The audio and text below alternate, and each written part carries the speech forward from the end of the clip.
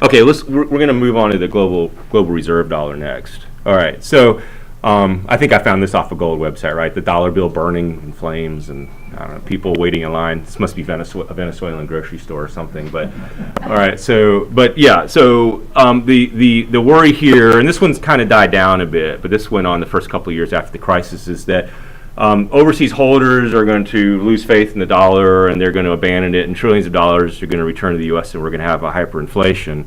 Now, one of my counters right off the bat is, in practice, we've seen, strangely enough, the reverse. I don't know if any of you are aware of this, but the dollar, by many measures, is actually the most dominant as a reserve currency that it's ever been. A lot of people think it's on its way out or it's on its way down.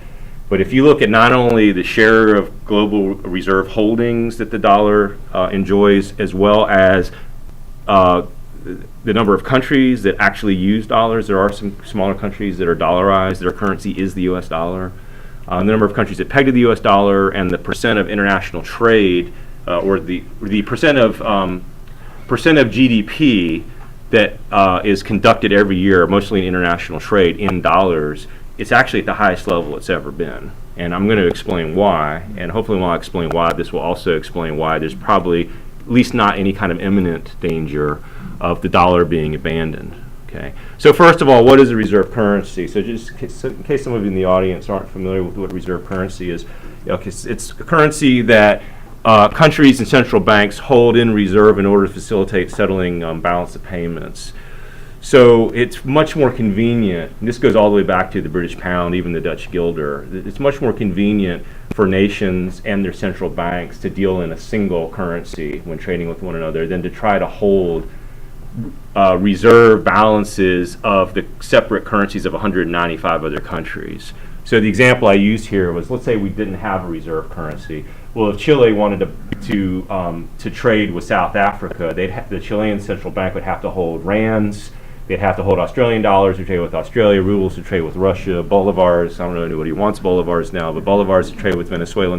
And you can see how out of control this would get. Every single country has got to manage what it thinks is the appropriate balance of 100 and some different currencies, and it's just very inefficient. You could even have a reserve currency crisis where you miscalculate and you run out. Like India, for example, almost ran out of global reserves, and they had a major crisis in 1990. Okay, so there's economies of scale. It's more efficient to deal with one currency. In the 19th century, that currency was overwhelmingly the British pound, all the way up until in the interwar period during the Great Depression. It wasn't sure. The dollar was starting to move in on it. By the end of World War II, it was definitely the dollar. For those of you who sat in on my gold standard talk, that was the outcome of the Bretton Woods Agreement, because the U.S. by far had the largest gold holdings in the world. So much to Britain's chagrin, the Bretton Woods member nations voted to use the dollar instead. Okay, so here's a chart of all places. I found this on Wiki. All right, here's a chart of the world share of various currencies, and as you can see, the U.S. dollar dominates, and you can also see that after the euro was formed, of course, the Deutsche Mark was the dominant European currency before the euro. After the euro was formed, it slowly began eating somewhat into the U.S. dollar share. See the greens getting bigger and bigger. And then the financial crisis hits, and people begin to worry about the dollar because of the QE. Okay? Although if they knew about IOER policy, they probably wouldn't have worried as much. So the dollar lost some of its share in favor of the euro and also this other category. But then the euro victory was short-lived, right? They had a crisis of their own in 2011. And you'll notice after 2011, the green is shrinking, and the US dollar is regaining. So the dollar, as of 2017, is 63% of all global foreign currency reserve holdings, the euro at 20%, and we have some small token amounts for the yen, the British pound, Canadian dollar. You'll notice this chart doesn't even have the Chinese RMB. Okay, you'll find out why in just a minute. China, at least in 2017, the Chinese yuan was 1.23% of all global reserve holdings, even though China by 2017 was easily the world's second largest economy. Okay. All right, so why is the dollar still preeminent and for that matter, what makes a reserve currency attractive to overseas central banks, more attractive than another reserve currency? Well, number one, I've already talked about this, is inertia and incumbency. Okay, the dollar has been the reserve currency ever since the Bretton Woods Agreement established it in 1944. So that's like, what, 75 years if my math is right. If you don't believe inertia is a powerful force, just look at what happened in 1971 when Nixon took the U.S. dollar off the gold standard. Okay, that's a really big deal. Your dollar, told all the central banks of the world, you're just holding on to pieces of paper now. You're not going to get anything for it, and yet they continued to hold U.S. dollars because it was just the network effects. It was just the incumbent. Here's a small list of countries that are dollarized. I think I presented this list last year in my gold standard talk. These countries don't have their own currency. They actually use the U.S. dollar. Okay, and then all of these countries, including some fairly large players, Hong Kong and several Middle Eastern countries, they have their own currencies, but their central banks, they intervene in currency markets to keep them on a peg to the U.S. dollar. Okay, so there's a lot of inertia with the U.S. dollar for one. U.S. dollar is the incumbent. Okay, all right. What are some other things that you have to do? Because we can't pass a law. We can give incentives, but we can't pass a law and force all the central banks of the world to hold and trade primarily in dollars.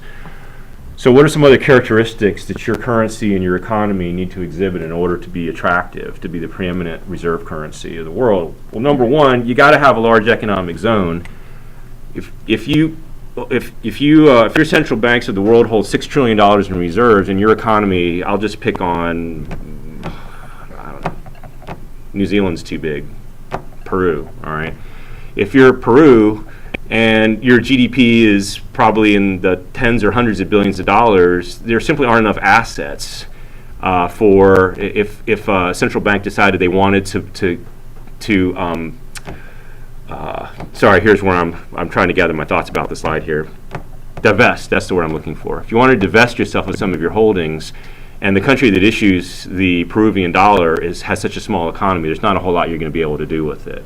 So you have to have a very large economy and economic zone in order to be attractive.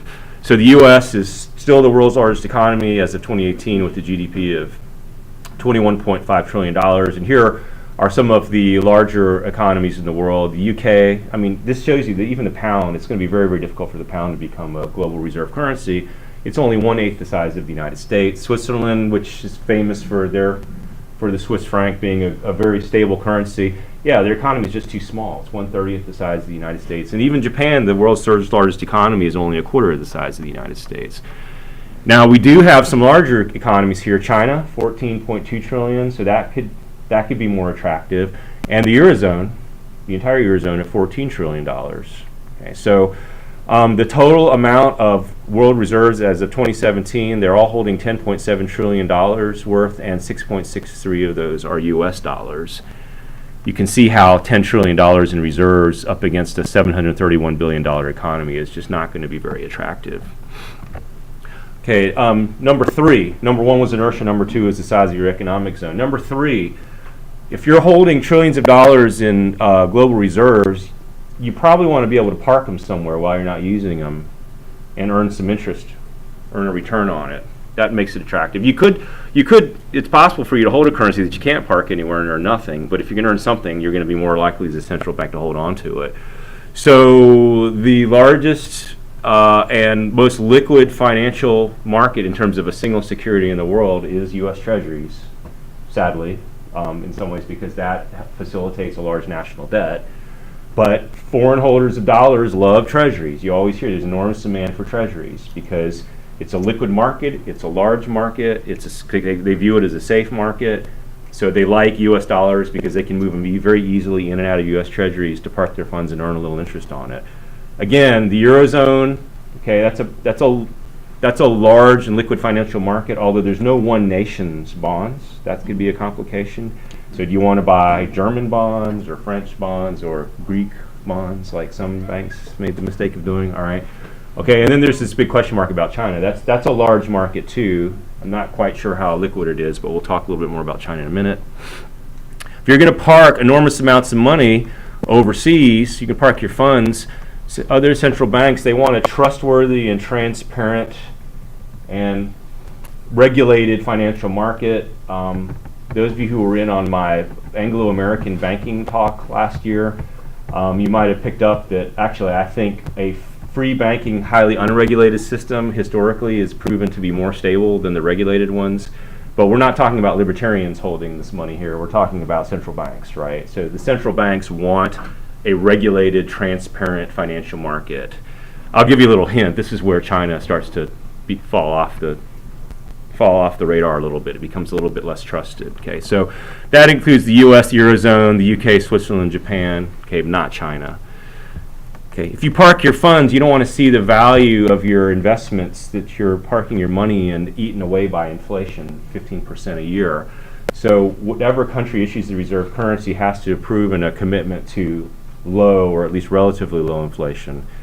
Okay, that would include the U.S., the Eurozone, Switzerland, Japan. Okay, these countries right now, none of these countries are experiencing anything that would be considered unreasonably high inflation. So therefore, the central banks of the world feel relatively safe parking their money in assets denominated in those currencies. China, just in the last few years, their inflation has gotten down to about the 2 or 3% range. But I remember giving a talk in 2011 where Chinese inflation was 8%.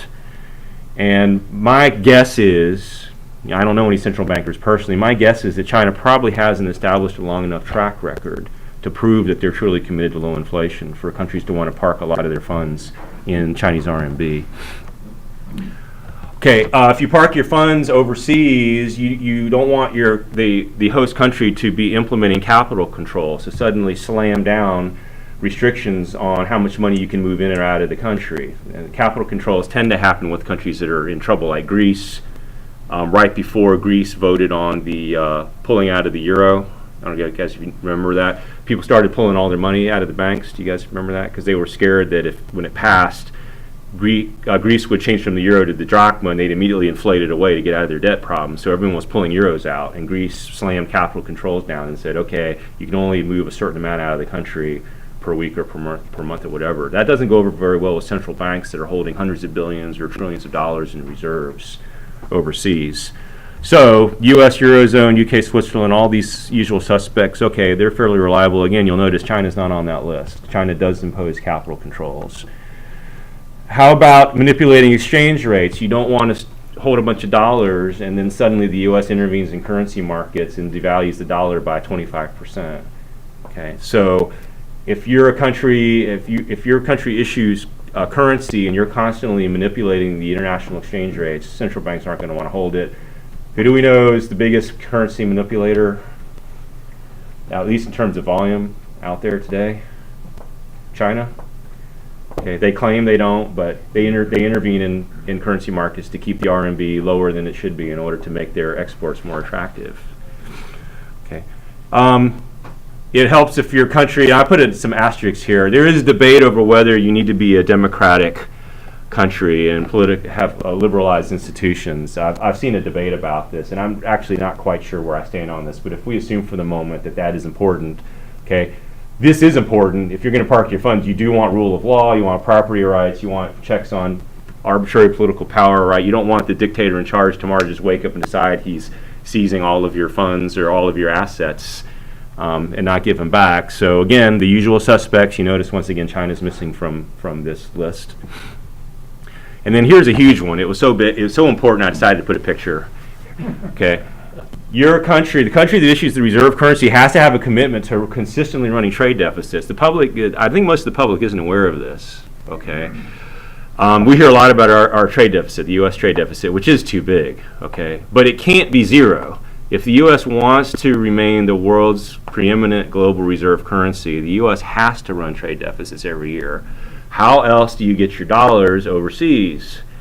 Okay, the world economy is growing every year. International trade is growing every year. Every country is involved in some degree of inflation. So that means there's an appetite. Every single year, the nations of the world, the central banks of the world, demand more and more dollars. How is the U.S., technically the Federal Reserve, but how is the U.S. going to get those dollars to those countries? Well, there's basically two ways you can do it. The first, which the U.S. isn't going to do, is give it to them as a gift, right? So I think the demand, I have to go back and check my numbers, but I think it's somewhere around $250 billion a year that the world needs in new dollars every single year, okay, to facilitate the trade. So we could print a quarter trillion dollars a year and just give it away, okay? But why do that when you can get really cool stuff in exchange for it? So the better way to do it is to run trade deficits. So you get cool cars and televisions and all that, basically for free. I mean, it's not technically free. Your consumers still have to work to earn the dollars, okay? But the United States, our trade deficit was $700 and something billion, I think, last year, which is a little deceptive, and I won't go into this. There is a great article on my website if you want to read about this, where I'm arguing our trade deficit is actually closer to about 70, not $750 billion, because it doesn't account for services, it doesn't account for investment income, and then it takes into account global reserve benefits. But I'm getting a little sidetracked. I'm starting to forget what I was talking about earlier. We effectively import $250 billion in cool goods and services every year, in exchange for which our trading partners get, figuratively speaking, pieces of paper, which cost us barely even pennies to produce. A lot of it's just ones and zeros on a computer. Have you ever heard the term exorbitant privilege before? It's pretty descriptive. Okay, the other nations of the world have been well aware of this advantage that the United States has, where it gets all this free stuff every year. And the French, who tend to be the loudest complainers about things like this, they should. Charles de Gaulle's finance minister, Valéry Destin, famously called the U.S. reserve dollar the America's quote-unquote exorbitant privilege. And that has something to do with why the euro was formed. The euro was formed for several reasons, but a big one was to provide some sort of alternative to the U.S. so that European countries could enjoy some share of that exorbitant privilege that the United States has monopolized for so long. So we have to run trade deficits, not as big as we are today, but we still need to run them. Okay, number 10, it really helps to be a military superpower. Okay, and now some people might think, well, that's because you can point guns at people and force them to take your money, and there probably is some small amount of that going on, but there's actually a much more important reason you need to be a military superpower, and it's not a coincidence that today, Pax Americana, the U.S. is the military superpower. People use our dollars. It's not a coincidence in the 1990s, the British Empire, Pax Britannia, was the dominant military power, and people were using the British pound, or the Dutch guilder a long time ago, back when the Dutch were a more formidable military power. No, it's because people don't want to park their funds in your country just to watch a bunch of tanks roll over the border and take it over. So now, I don't claim this to be an original idea of mine. I got it from Barry Eichengreen at UC Berkeley. So he's written a book on the global reserve dollar. But Eichengreen had a really good example. So in the 80s, the Deutsche Mark, when Germany was the second largest economy, the Deutsche Mark was viewed as a possible competitor. It was a real long shot, but as a possible competitor to the US dollar. But the problem, of course, is in East Germany, there were divisions of Warsaw Pact Soviet tanks waiting at any moment, right, to roll over. So people could easily envision Soviet tanks rolling into and occupying West Germany, and then there goes all of your funds and all of your assets that you parked your money in. But they had a whole lot harder time seeing Soviet tanks rolling into and taking over and occupying the United States, right? So for that reason, if you're a military superpower, people are going to have a lot more confidence that their money and their assets are safe. Okay, and this is the final one, number 11. And this is going to upset many of you in the room who are sound money proponents and the Fed people. If you want to be the global reserve currency, you have to have a central bank of your own that serves as a lender of last resort. Okay, why?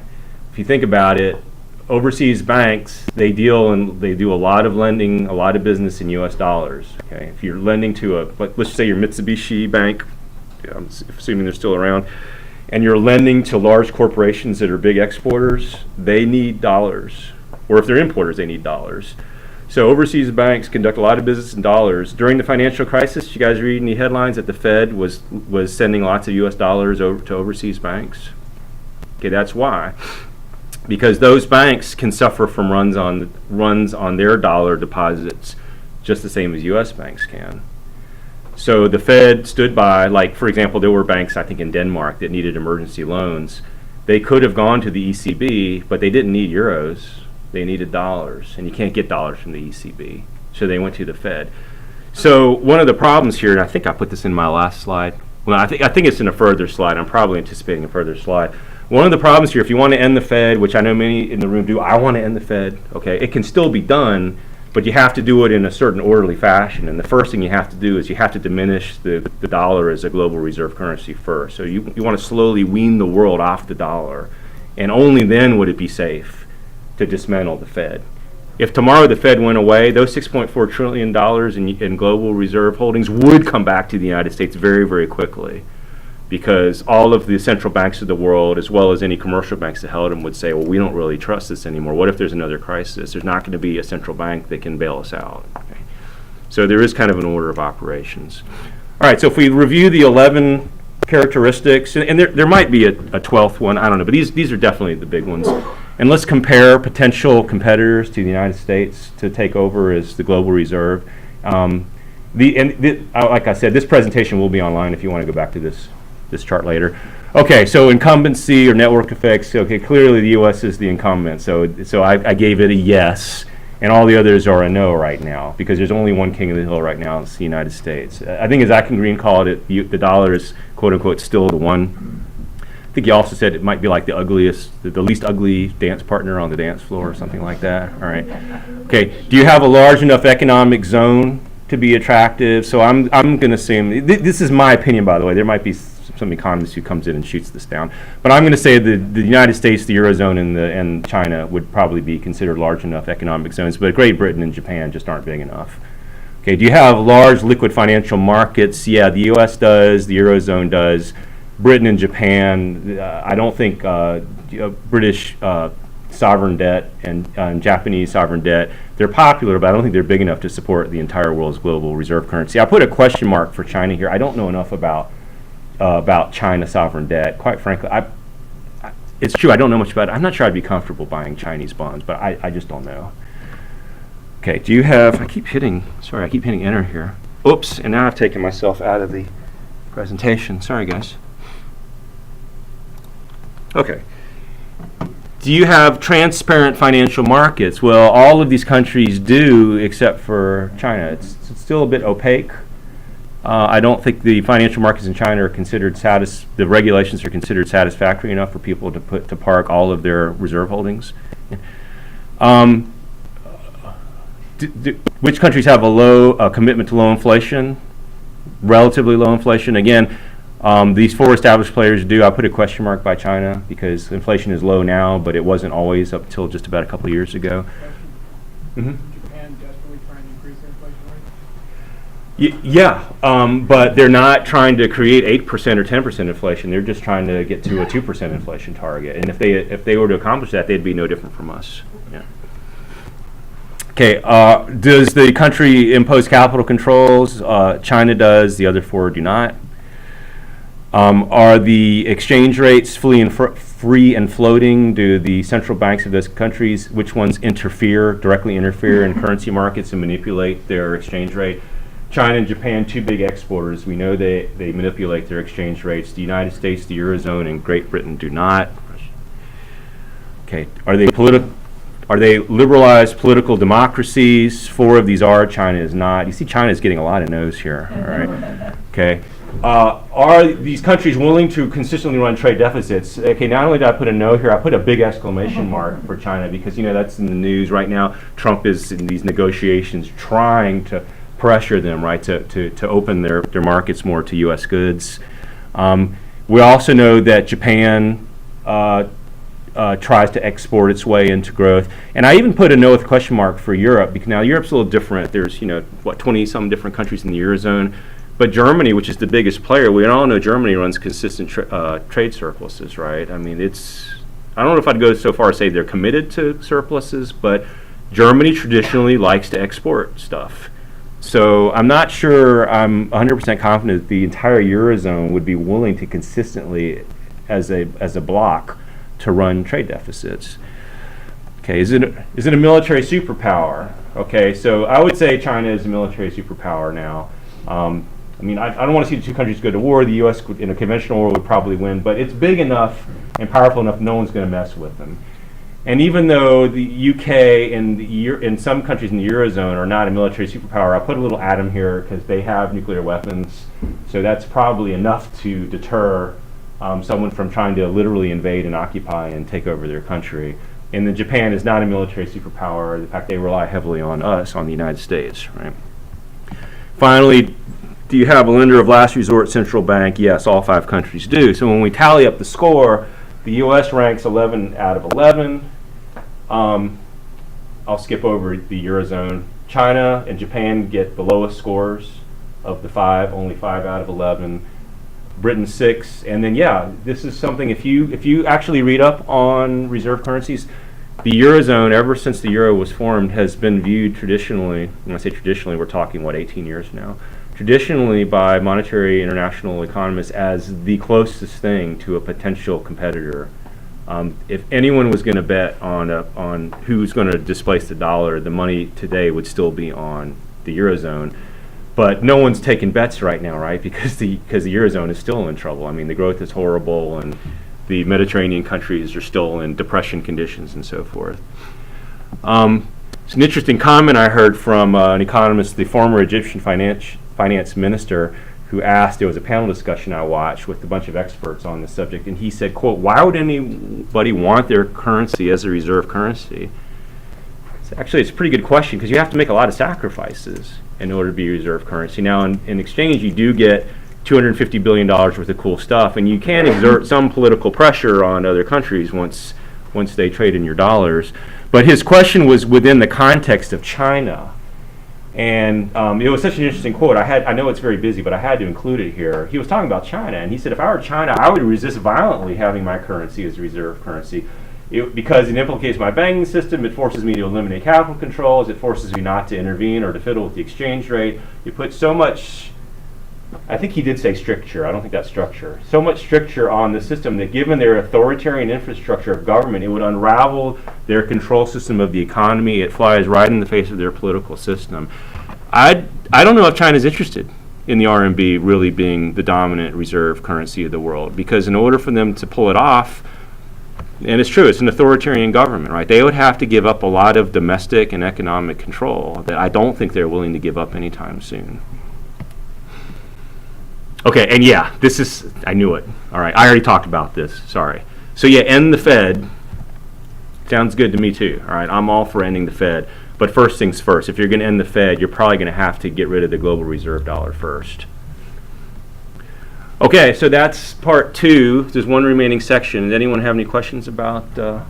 It's a lot. I know it's a lot of material. Yeah, question about the global reserve. So in the chart that you presented, it was just comparing nation states. But do you think you could, plausibly have a currency not backed by a nation state? Say something like Bitcoin, maybe I knew you were going to say that. 50 years from now, 100 years from now, whatever it is, but. Could you make those comparisons? And a lot of those questions wouldn't be relevant. I don't think I know enough about Bitcoin to answer. From a political economy standpoint, even if Bitcoin coexists with nation states, and the nation states, like today, have their own central banks that monopolize at least their own sovereign currencies, then I can see all the central banks effectively refusing to hold Bitcoin as a reserve. So I don't know if you could call it a reserve currency because that's a choice made by central banks. However, Bitcoin could, it's designed at I guess the retail level among the people to bypass all of that. So I don't know, I suppose if it got big enough and popular enough, like it is in Venezuela right now, that it could unofficially become a reserve just with the public in general, but I don't think you're ever going to convince the central banks of the world to adopt Bitcoin as the preeminent global reserve currency. Because just like Boutros-Ghali said, it flies in the face, right? Okay, it would unravel your control system of the economy. It flies right in the face of the political system. Okay, every country in the world, I'm probably getting a little off topic here, but we'll get into this more in the national depth. Every country of the world, government of the world wants to control their currency for political reasons. Okay, the big one that I'm concerned with is so they can create inflation and it's easier to pay down their debt 30 years from now in nominal terms. So adopting Bitcoin as a global reserve currency, which is limited and it's built in no inflation, all that kind of stuff, is going to completely counter a lot of the political objectives that national governments have. I hope that sort of answers your question. I just said I don't know enough about Bitcoin, and then I attempted to answer it anyway. So, The question is, these countries that have reserve U.S. dollars, why do they need to go to the Fed to get bailed out if they already have the reserve dollars in their name? You know, that is a good question. Central banks, they hold reserve dollars to facilitate trade, okay, to reserve balance of payments. A large amount of those balances are being held in parked assets overseas, right? But, you know, I don't know. That's a good question. If you're Denmark, could you go to the ECB and say, I need a dollar loan?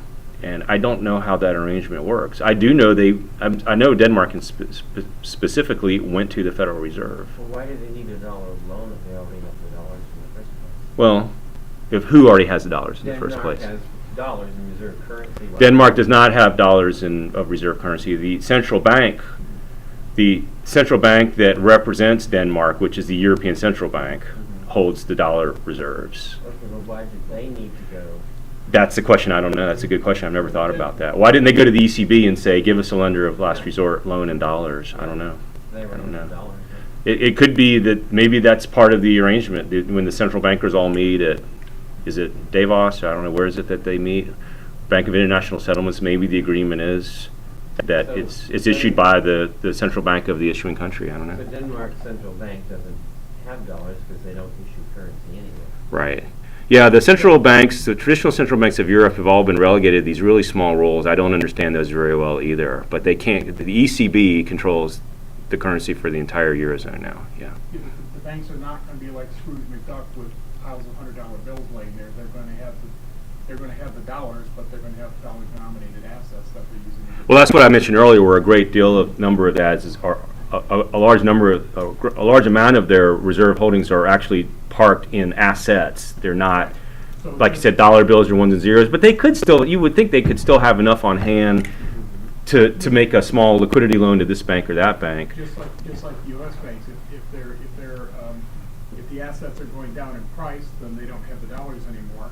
But treasuries went up during the crisis. It was a safe haven. Everyone fled into Well, treasuries. they may not be in treasuries. They may be in the Yeah. I know It's possible. I suspect there's a political reason, that there's some type of an agreement, but I don't know.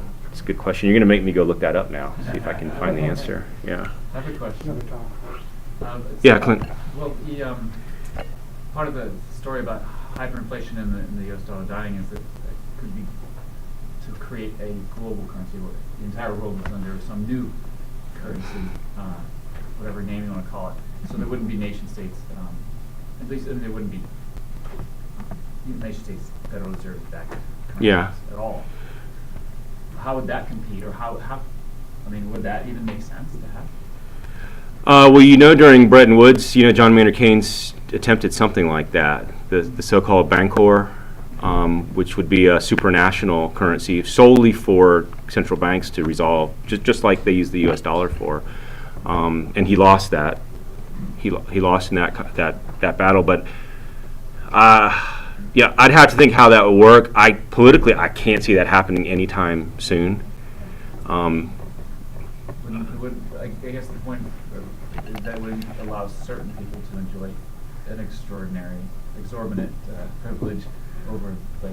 Well, you're saying it's a currency that's agreed upon by all nations of the world, and that it doesn't belong to any one country, Exactly. right? So there's got to be this supranational issuing body, like the World Central Bank, which that's kind of got a scary sound to it, but yeah, the World Central Bank.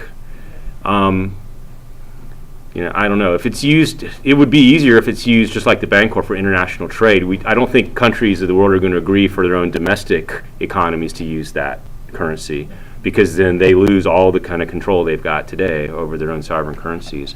But I don't know. I've never really heard that idea and thought about it before. But I do feel pretty confident saying politically, I don't think that's coming anytime soon. We certainly, I haven't heard much talk about it when I read the business pages and read about economists.